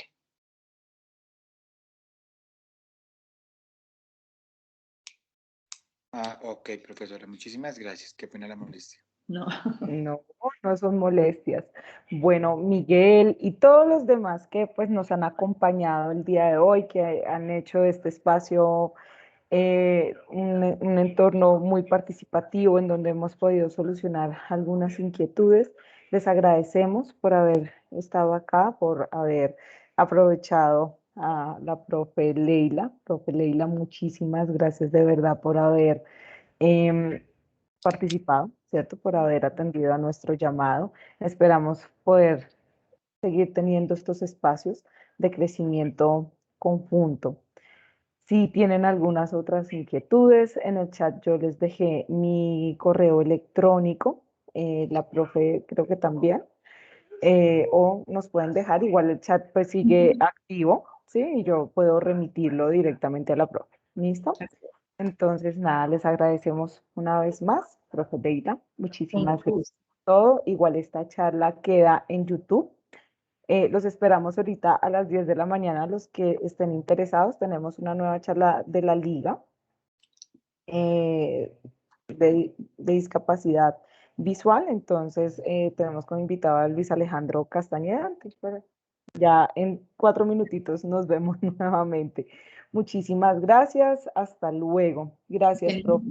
Con mucho gusto, que estén muy bien. Hasta luego.